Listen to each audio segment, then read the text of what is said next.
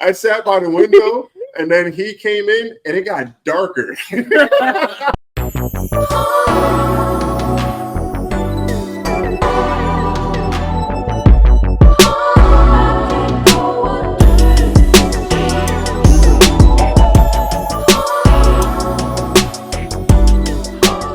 Welcome back to the Playbook. I'm your host, Lion, joined by my co-host, Mystery, our special agent in charge, Doc Smith. How are you guys doing today?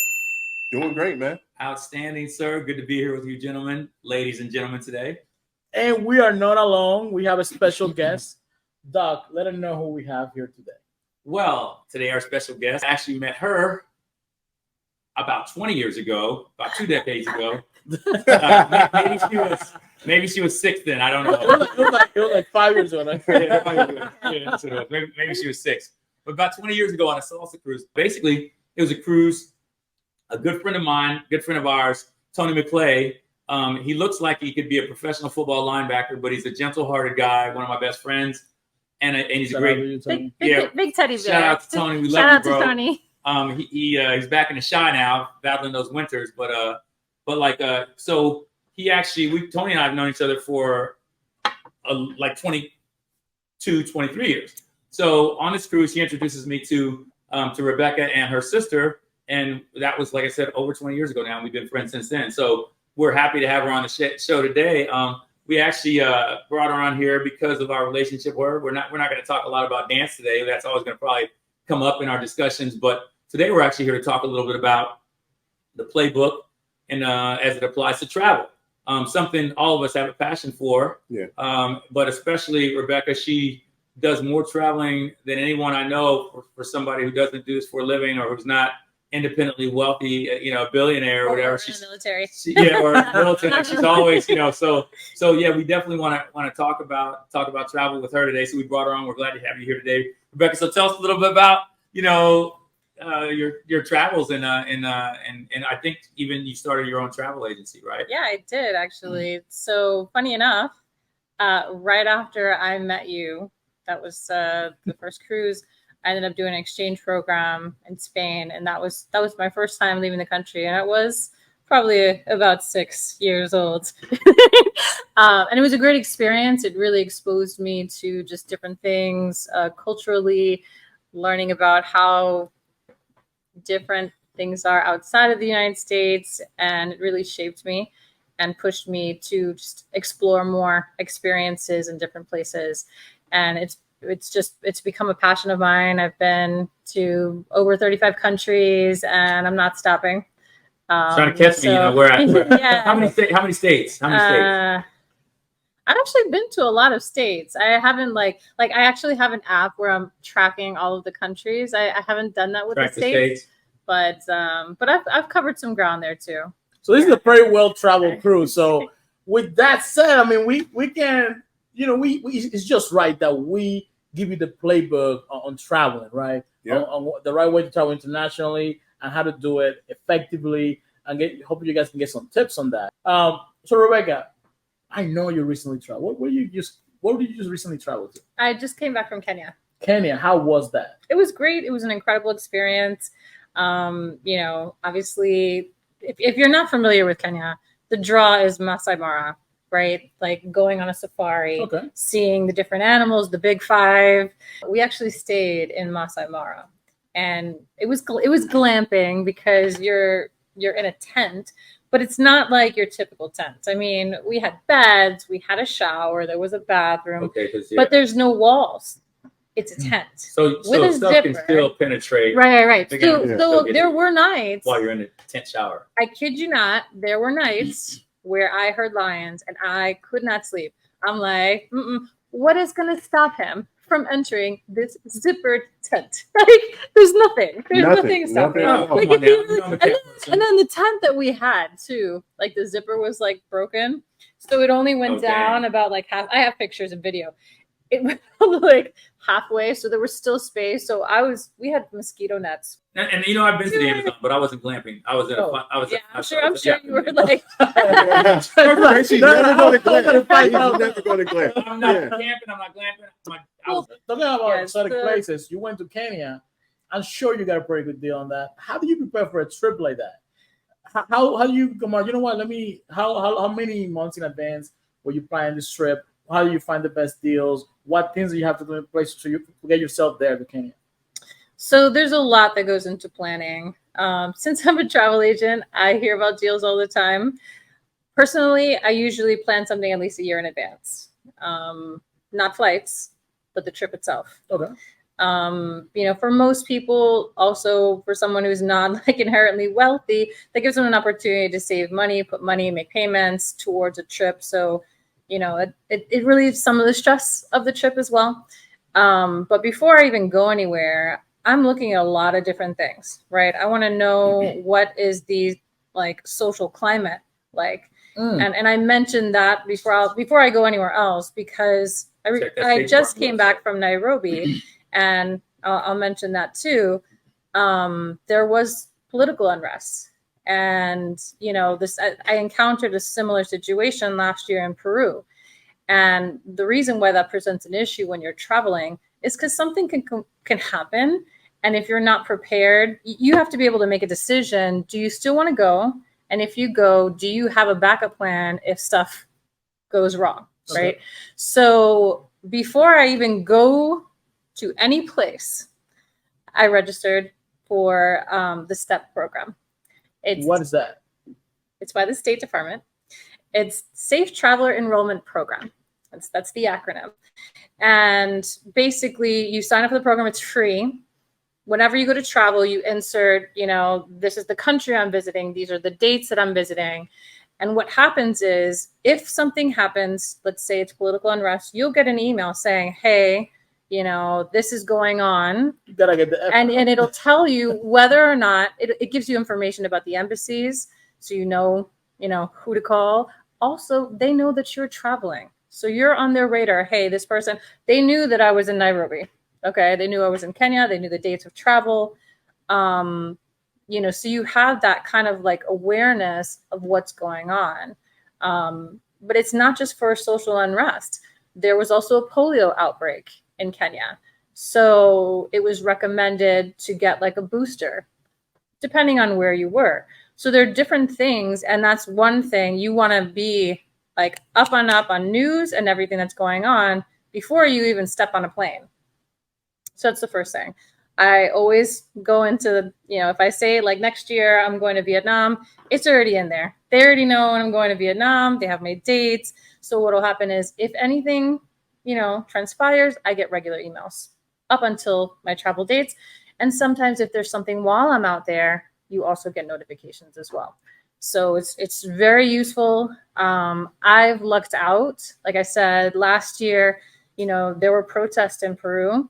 And I was going to Machu Picchu. Literally the day before I was supposed to take the train to Machu Picchu, there were protests that shut down. Like they stopped the train, and I'm like, man, I don't know if I'm really going to be able to do this, So the day of, I checked, any new updates, no new updates, and I'm like, you know what? Said a prayer. I'm ready to go. And I went, and it was an incredible experience. Exercise caution, of course, when you travel, but don't let that scare you or stop you from going somewhere if it's something that you really want to do. Well, okay, so now I'm going to play devil's advocate. And I said exercise caution. Right, here we go. And I got another Right. So bearing that in mind, okay, American news at this point, juncture, has a lot of sensationalism for ratings and propaganda. For sure. State Department's a good source of information. Also, if you have access to BBC. Like British news, that's going to be far even more Al Jazeera is going to be better. Right. Because I say this to say is that you don't want to. That's the British broadcasting. Right. Some of our viewers might be those kind of people that go backpacking across somebody else's country with weed in their backpack when you get death penalty. Yeah, no, and that was going to be a different point. So, obviously you want to know what's going on, but you also want to know the rules. What? In Dubai. There was a woman, without going into details, She rented a car. She left her purse in the car. She went to go back, and it was a whole big to-do. And she started cursing and acting out in Dubai. And she was arrested. That's one thing you have to get out of your head. When you step out of the U.S., the game changes. the rules change, and you're a visitor. My wife and I, our last trip was to London and Singapore. Singapore is one of the most, probably of all my travels, it's probably one of the most top five amazing places I've ever been. It's like a magical modern place with no crime and no dirt and no pollution, and everybody's nice, and Muslims and Christians and whatever. And I didn't go into people's country like, hey, I'm America, I can do what I want. I'm like, hey, thank you for being a gracious host and guest to me. And I'm a host and I'm a guest in your country. So, let's have that kind of interaction, that exchange. There's still a lot in terms of planning. Okay. So researching the laws, right? Okay. And that could even go for medication. Things that we think, even an antihistamine could be legal here and not legal in other places. But there are like standard medications here that are illegal in Japan, for example. So when you're researching where you're going, you need to look at all of these things to make sure that you're prepared before you book that trip. When you do land, especially when you're going far, to help with that jet lag, doing something. But that doesn't mean you have to do like an excursion or a museum or something, but take a walk. I usually work out. I get where I'm going. My go-to is like I hit the gym almost immediately. I usually walk the whole. I force myself to walk the neighborhood where I'm staying, to get familiar with my surroundings and move, because you've been on a plane all this time. Get some fresh air, some food. You don't want to go straight to sleep after you've been on a flight that long. That's not going to help you with jet lag. Thankfully, I've gotten pretty good on jet lag going, but coming back, it's always a doozy. Yeah. And that's actually scientific. I'm not a scientist, but there's actually facts that explain why going west is harder when you're recovering from jet lag than east. Still soldier. I don't really have like Uhuru. She deals with a lot of like her jet lag is kicking up. I kind of shake it up, but I do a good job. Like I said, I traveled 275 days a year for 8.5 years. What I do in terms of that, or maybe if people are thinking about it and you're making a long trip, is like somewhere along your trip, start thinking about what time it is where you're going. Yep. And try to adjust your naps, your sleeping. So like, when we went to Singapore, like London and Singapore, and we did it was like 14 hours.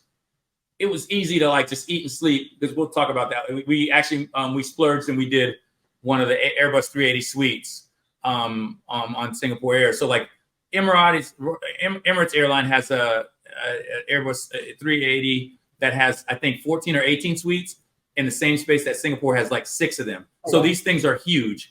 Basically had a big chair with a big TV, a small TV, and a bed. And my wife and I's suites were next to each other so they could put the wall down and combine our beds. So it was crazy. It was just like, I could have flown 20 hours in that thing. I was having such a great time. It was some of the best food I ever had.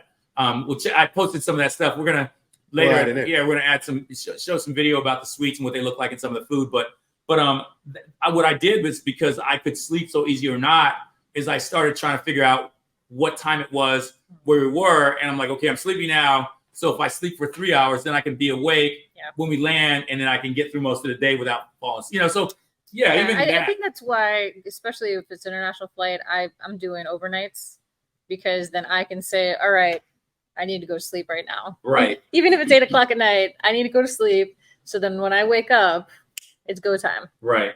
I'm not in suites typically. Wink. So the sleeping is a little bit, it's not as comfortable. I try to make sure that I have plenty of leg room. Unfortunately, some years back. I'm glad you bring that up. Sorry to cut you off real quickly. But talking about leg room, I am the shortest guy here, so I got no problem with leg room. I fit everywhere. Oh my gosh. But Mr. Reed, talking about leg room, I know I'm pretty sure you had some fun stories on that. So thankfully my height is right at the cusp where I can fit my. I only mentioned that because he struggles in my car. Exactly. And Tracy's Lambo is even worse. It's hard to get out that thing, but that's a different story. I'm right at the cusp where my knees are able to fit underneath the seat, and I don't allow the guy in front of me to recline at all. Forget about that. I'm pushing him in the back, and we can fight it out from there. Oh my God! I saw a video of somebody doing that. Actually, somebody did that to me on my way back from Kenya. Yeah. And I was pretty pissed off about it, because I was in premium economy, which is like the new word for first class. It's not, Business class is the new first class. That's it. But you know, it's bigger seats, they're nicer seats, there's That's more What airline room. were you flying? This was Emirates, Okay. and I never recline all the way, but I'm gonna recline some because it's a 10-hour flight. Well, it depends. So Yeah. I'm not in a suite, so I'm gonna try to get a little bit more comfortable, you know. And I had a lady that was literally pushing on me. I ended up having to call the flight attendant, and I didn't want to do that. But it's like, come on. And it wasn't like she was like, absolutely. It wasn't like she was leaning on the seat. She was physically pushing me because she didn't want me to have my seat reclined. So I saw a video of this exact thing happen, and it went viral. And I'm like, yeah, that happened to me, but it just wasn't on tape. You know what I mean? Tape. It wasn't on film. Yeah. It wasn't on somebody camera. What type of tape? VHS? VHS, right? VHS. Oh, Beta. Nobody had their iPhone to Does record this anybody out there lady. even remember what Does anybody have a But camcorder? you know, Pull out your so camcorder it's for me. like, but if you've noticed, I mean, airlines have, you know, reduced the space over time, and you know, for you It's- have longer legs, you're Yeah. taller. Dude. For me, I mean, I'm a little bit taller than the average American woman, but unfortunately, what I was saying is I got a blood clot Really? and ended up with 2 pulmonary embolisms as a result of a long flight. And I was hospitalized for like 2 weeks on blood thinners. My oxygen was down to 20%. And this was as a result of a long haul flight that I fell asleep. And at that time I was in economy. So the seats was, you know, tight. And so, you know, at that time I wasn't thinking. Now I'm like the extreme, you know, I'm paddling my feet. I have compression socks. I make sure that, you know, if I'm not taking a blood thinner, I'm taking a baby aspirin, which thins your blood as well. I make sure that I have like those little rehydration powders because you want to stay hydrated while you're on a flight. And so, you know, I'm drinking as much water as I can. And as annoying as it is, I'm getting up to go to the bathroom, which also forces me to move around and walk. Absolutely. Because I don't, you know, I'm lucky to be here. When you talk about travel, there's so many different layers and so many different kinds of travel that there's not going to be a one size fits all. You know, I had a guy ask me on TikTok, do you have any tips for international travel? And I've sat here looking at it and I want to respond to the video, but I'm like, that's such a generic question. You know what I mean? Like, you know, because, you know, what continent do you want to go to? Right. You know, what do you want to do? Do you want to be out, you know, in the wild, or are you looking more for a city vibe? I want to go on a safari, but then I want to come back to my hotel. You want to reach out to Rebekah. You know, they actually had. I thought of you because while we were in the middle of Masai Mara, we're getting to our lodge glamping, and I saw a sign for JW Marriott, and I was like, Tracy. Sure. You know what? I bet you that was much nicer than where I stayed. There was once upon a time when longer flights, even domestically, had 3-class planes. There was a first class, a business class, and a coach, right? There's not that anymore most of the time domestically. Most of the time, you're only going to get those 3 classes in international flights. In domestic, most of the time now you have economy, then economy plus, or something else that's like a little bit more legroom than economy.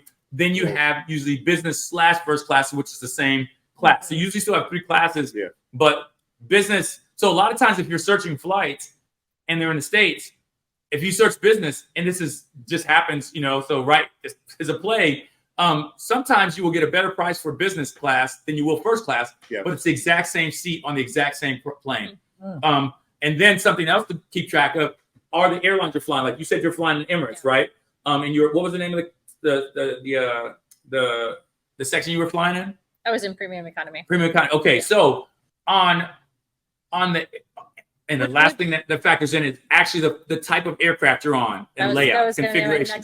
So like if you're on the bigger planes, you're always going to be better off without having to fly. It's because like business class on the Airbus 380 that we had the suite in reclines fully. Well, no, actually reclines and turns into a bed. Business class does. So not even first class or suite class. It literally doesn't just recline fully. It reclines fully and then converts click, click, click to a bed. Nice. There are only a handful of planes that business class you're going to get a bed in, but it can't happen in business class. So like, if you're going to be a serious traveler and you kind of start paying attention to what types of aircraft are flying on, the configuration, because you may not have to spend as much money. Virgin Air is another airline that like Virgin's Economy Plus and or business, I can't remember. Both of them are really nice. Yeah, I've heard that. So like, yeah, I think it was Virgin's Economy Plus or whatever is below business was like as nice as business class in like most domestic airlines or nicer. You know what I mean? So like it just things to pay attention to because you don't always have to spend first class money to get. And you can actually, like when you mention the aircraft, you can actually see the amount of space depending on your seat. I think the website like cubic. Yeah. So you'll know what the leg space is. You can actually look at a diagram of the plane if you know what flight you're on to see, okay, and then that's usually, so my kind of way of booking, I usually book an economy flight and then upgrade. And I found that it's cheaper than booking premium economy straight out. For whatever reason, that's what I do. You know, if I'm not going premium economy, I'm at least making sure I'm in an exit row or somewhere where I have a lot of leg room because I'm not trying to get another blood clot. Just don't open the door while you're flying. No, opening. Yeah, so landing and re-entry. What you had on re-entry? No, I was asking you, what are your tips on re-entry? Well, global. Now, are you global entry or global entry all That's what I day, was going to say. You know, and I mean, I'm not going to go up my attention. I do not. Okay, so there's And I got a story on that too. There's a couple different things, right? Yeah. So, you know, the benefit of global entry is it also includes TSA pre-check. That's right. Boom. Right? And it's good for like 5 years. So hold that thought. If you do TSA pre-check by itself, it's $100. You do global entry by itself, it's $100. Them together, I think it's like 120. It's like 120. Exactly. It's not much of a difference. Yeah. And you get both. And if you have American Express, I know American Express. Yes. Most American. It covers it. Platinum, it covers it. Reimburses it's a reimbursement. So you get it, and Amex pays you back. Right. Oh, immediately. Yeah. That's the play. Yeah. So, and I mean, I'm not going to get into an Amex conversation. We could save that for another one. Right. But, we'll talk about best travel cards. Platinum, that one is worth it.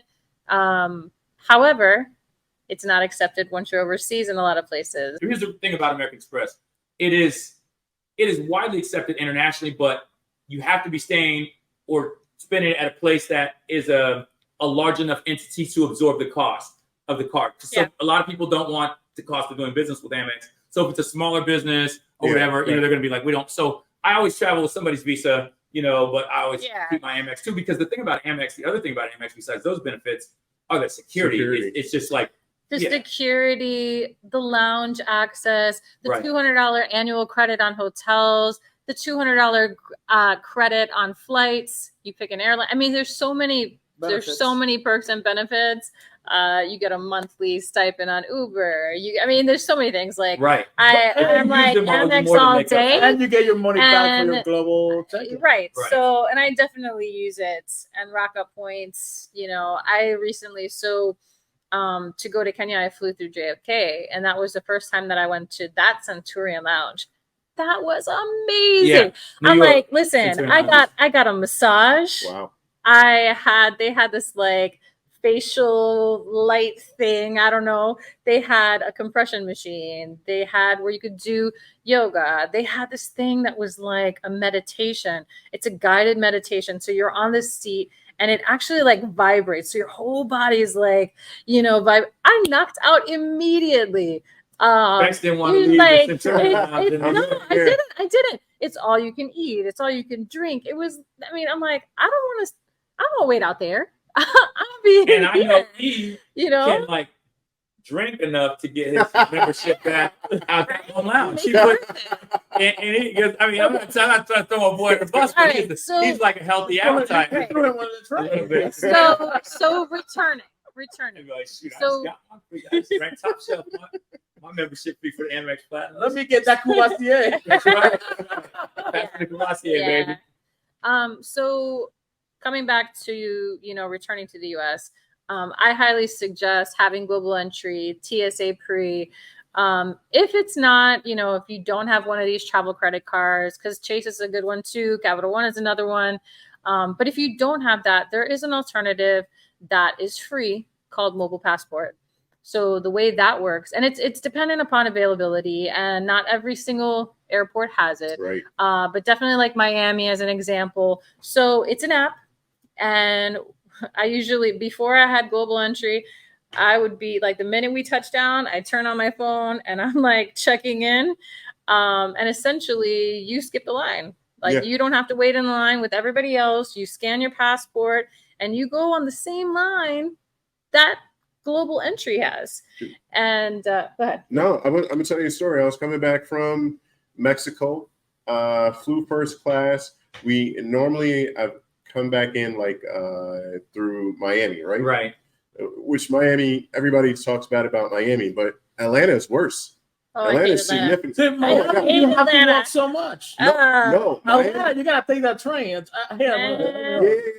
actually the busiest airport in the world right now. Yeah, but what I'm saying I is, lived in Atlanta. yeah, busiest because there was literally, and the reason why I say we flew first class because like me and my wife, we were like the fifth person off the plane, right? Right. And once we got to the line, there was like 3,000 people in front of us. Literally, I'm not. Where is lying. this in Atlanta? This is in Atlanta. But because there was multiple came back planes. into Orlando from out of the country. Yeah. Okay, there's multiple planes in Atlanta at the same time. Now the people that were in first class with us, there's two of them that had global entry.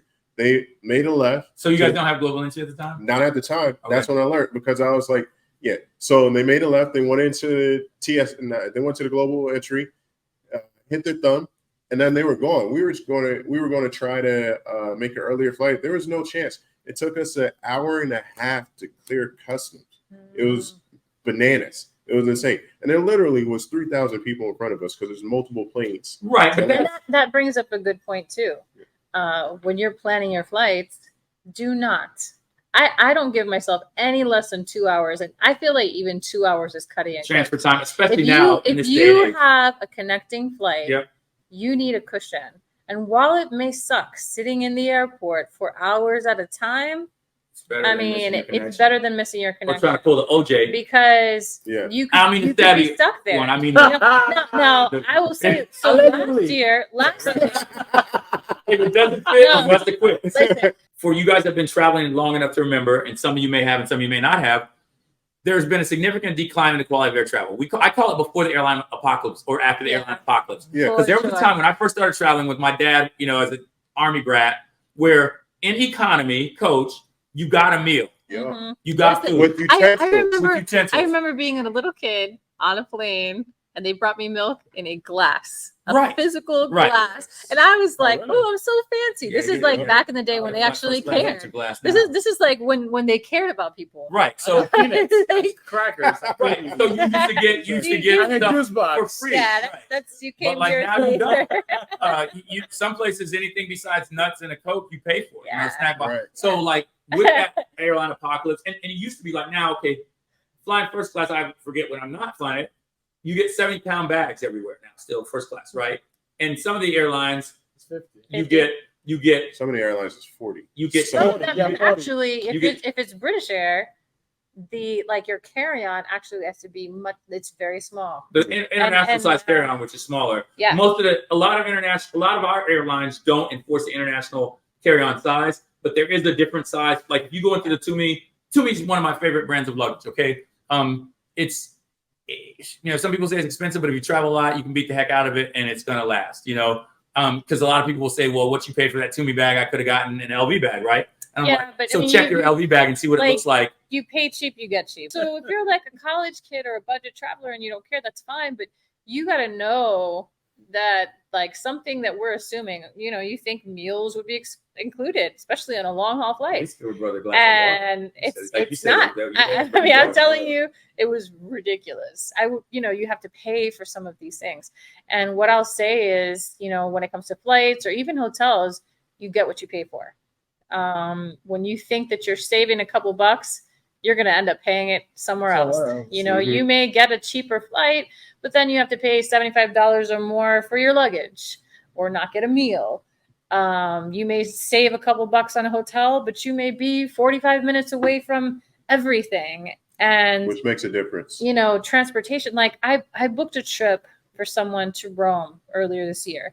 And I remember she gave me her budget, and her budget was like $100 a night. And I'm like, stay your ass home. I mean, if you might have to share a bed with somebody over there.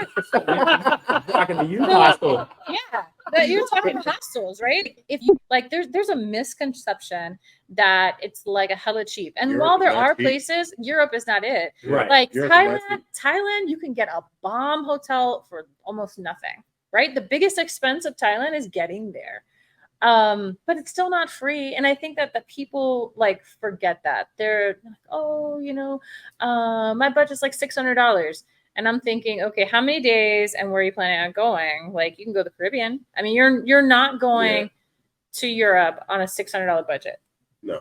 It's just like it's not realistic. She'll get you there. You have to have like realistic expectations of what you want to do, where you want to go. And again, like if you wouldn't pay that here, what's you're a good definitely budget not for going to Europe? Not Tracy's well, budget. Stop. Okay, so even that, we're not talking about a sweet the plane. Okay, so Do even they that, lay down the pedals? And the pedals doesn't walk. No. Is there a shower or not? Yeah. So there's a website called Budget Your Trip. Okay. And it's a good guide. It's not like 100% accurate, but it's good because Rome is going to be different than Madrid. It's going to be different than Paris, right? So usually go there, see what the average is for hotels. Okay. And then check proximity of where you want to be. Okay. I want to be in the center of everything because I'm not spending money to Uber or take a taxi. I mean, granted, I use public transportation to do what I want to do, but I want to be in the like middle of everything so I can get the most out of my time there, especially if I only have a week's trip. Okay. So that helps in terms of budget. But definitely like a $600 budget is just not gonna work. Not gonna cut it. It's gonna work. You know, depending where you're going, your flight could be as low as $600. It could be, you know, $2,000 or up, and the flight is more than likely going to be your biggest expense. There it is. I also try to work around holidays, and while there are some challenges with that, you can literally, if you have, I mean, you said you have barely any time. But let's say, so the average American actually gets 11 days off, right? That's statistically proven. That doesn't mean everybody. It's just that's like the average, right? So if you have 11 days off and you structure it around holidays, you can turn that into like almost 40 days off. And I've figured that out because I can figure out, okay, you know, like next year I'm going to Egypt and I'm putting it around Columbus Day. So I already have that day off and I'm leaving on a Friday and I'm not going to arrive in Egypt till Saturday. So I have Saturday, Sunday, and then I have the week. So I already have that Monday off. So I'm only taking 4 days and then I have the weekend. Like it's a science, but you can stretch that time if you plan accordingly. Now, like I said, you know, I would want at least a week in Europe. But I would also suggest to have 2 travel days, a day going and a day coming back. Okay. Because you're flying for 10 plus hours, you know, you're not going to do any, I mean, I'll walk, maybe do a little something, but that first day is a wash. Okay. And then your returning is also a wash because that's a full day of travel. Yep. So then if you don't have at least a week, then you're really cutting into, like, I had someone ask me about a trip to the Maldives and they literally wanted to go for 4 days. Oh gosh. And I was like, getting there this is the is like stupidest thing I've ever 14 heard. or longer. I mean, even, you know, when I went to Thailand, even when I went to Japan, like I went for 2 weeks. Yeah. Because the amount of time you're getting there. Now, Singapore is like when we went straight coming back. It's ridiculous. It was 30 hours. Talking about that, before we conclude this particular segment, this topic, I want to ask a very important question. I want to get a consensus for everybody, and then we'll move on to the next topic. And that question, I'm gonna go one by one. I'm gonna start with Mystery. Uh-oh. Mystery. What's the question, It's a Lion? very important question. What's the question, Lion? Let's do it. Let's do it. I'm asking the hard question. You're getting the first one. Don't mess it up. Here's the pressure. Don't mess it up for the people. Don't Okay, here we go. Don't drop Don't drop the ball, the chair. Don't drop Don't- anything. That's what we got. That's what we got. Aisle or window? Oh, window all day. Window. Window. Wait, with those big legs? Yeah. It's, Come on, it's, man. it's perfect unless I hate to say it. when we were going to the Dominican Republic, I got stuck by I got stuck by this big guy, and he was like twice the size of me. I'm not exaggerating at all. To the point where it's funny because Height-wise or size-wise. So he was big. He was a big guy, right? The fridge. And his wife said, because I was going down the aisle, but Donnell, he was scared of flying, so I was like, Donnell was right behind me, so I was like, she's like, yeah, my husband's a large guy, because she was sitting in the other. She's sitting in the other. No, he was a large guy. She's like, yeah, she's like, my husband's a large guy. I'll switch seats with you if you want to. And I was like, no, I'm good. I'm worried about my friend over here. I appreciate it. Dude, I sat by the window. Yeah, I sat by the window, and then he came in, and it got darker. Right. Yeah, That's another subject in terms of seats. The question is going to you. Now, Window, aisle or window, it depends on where I'm going. If it's domestic, window all day. I love the views. I love to record it. It's just like I love looking out the window. But if I'm on a long haul flight, it's the aisle for me. Like I said, I try to get up and move around. Usually I feel like I got a little bit more leg space.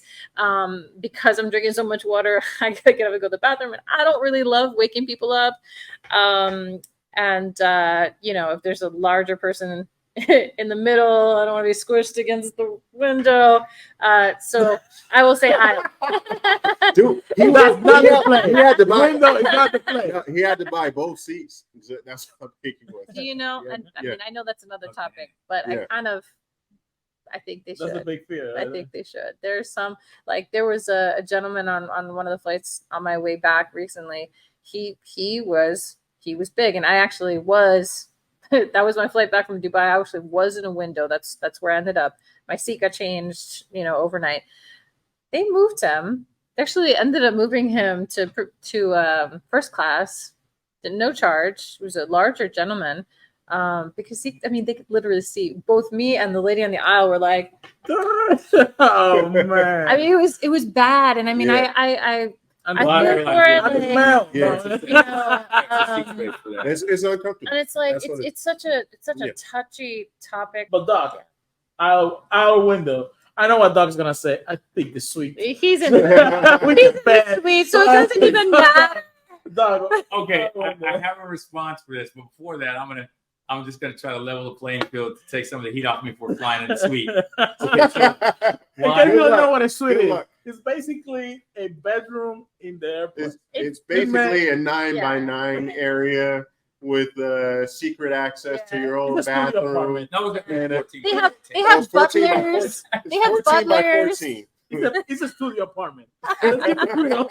It is a studio I haven't experienced it. I've only seen it on Check YouTube. out, so- You got your own TV. Yeah, we're gonna You got your own TV on there. so you can see you have two TVs. I have two TVs. No one. Just in case your wife doesn't want to watch A what you big want to one. watch.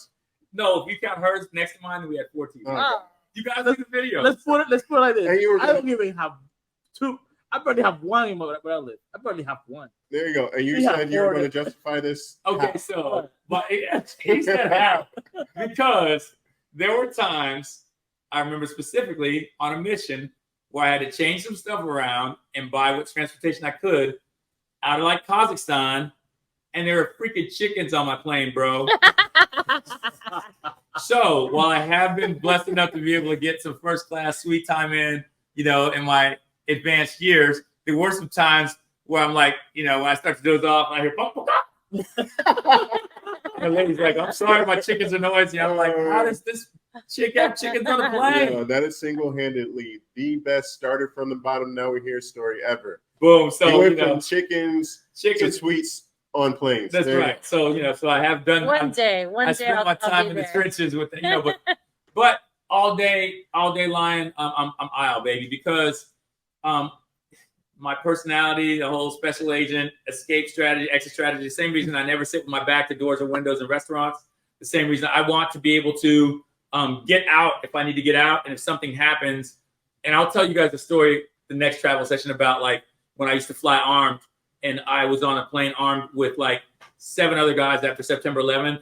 Some air marshals, I was DOD, another guy that was with me, Secret Service, and U.S. Marshals. There were literally, like 9 of us armed. Like it would have been like a comedy had somebody hijacked that plane because so many of us had guns. But anyway, legitimately on the plane. But yeah, so for that reason alone, my mental, status and that whole security-minded exit strategy, exigent circumstances thing, I want to be by the aisle. I'm gonna go with aisle all day because you got the leg room because you can just go to the side. Right. You can go to the bathroom. You have to ask People nobody bump to you all the time when you're in the Right? With the car. and I can't sleep. Bang, waking me up. I hate it. Leave me alone. No, but I do. Nobody when covering you up. Like, nah, man, you got the freedom. You can just like turn to the side. It is so much better. Window is not the play. Aisle all Unless it's day. a short flight. So we had a great time, but before we go, tell us about your business. Where can people find you? How can they reach out to you? How can they book a great experience with you? That's a great question. So I'm on all the socials. I also have a website.